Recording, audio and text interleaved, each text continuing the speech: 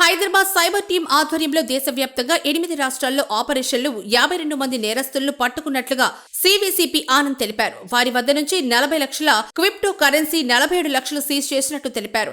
నిందితుల్లో bank మేనేజర్లు కూడా ఉన్నారు.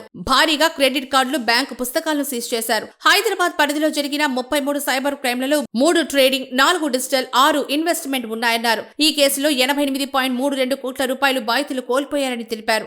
ఇందులో 2.87 కోట్ల రూపాయలు ఫ్రీజ్ చేయగలిగామన్నారు సిపిసివి ఆనంద్.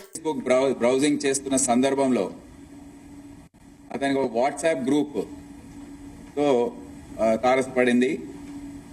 ఆ వాట్సాప్ గ్రూప్ పేరు C105.BlackRock Capital Stock Mentoring group.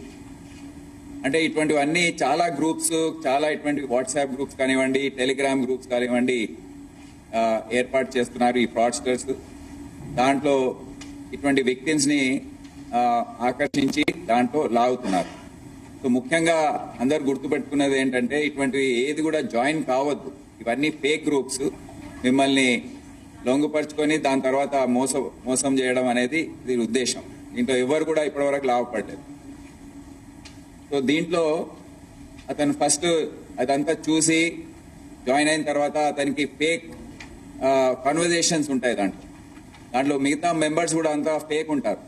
వాళ్ళు నాకు ఇంత ప్రాఫిట్ వచ్చింది, అంత ప్రాఫిట్ వచ్చిందని చెప్పడము. వీరు ఎవరైతే జాయిన్ అవుతారో వారు దానికి వారికి ఆకర్షణ అనేది ఏర్పడడం.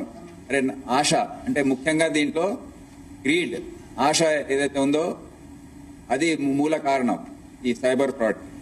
సో ఇతను కూడా జాయిన్ అయ్యాడు. జాయిన్ అయ్యి ముందు 40,000 దాంట్లో ఇన్వెస్ట్ చేశాడు.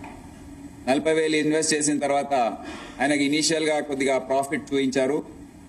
అది చూసి మురిసిపోయి ఇతను మళ్ళీ ఆశ పెరిగి దాని తర్వాత ఐపీఓస్ కూడా వస్తున్నాయి, దాంట్లో ఇన్వెస్ట్ చేయాలని చెప్పడం. కొద్దిగా ఇన్వెస్ట్ చేసిన తర్వాత అనుమానం వచ్చింది ఇతనికి. వచ్చి కానీ ఆ సందర్భంలో నువ్వు ఇప్పుడు విత్డ్రా చేయడానికి లేదు.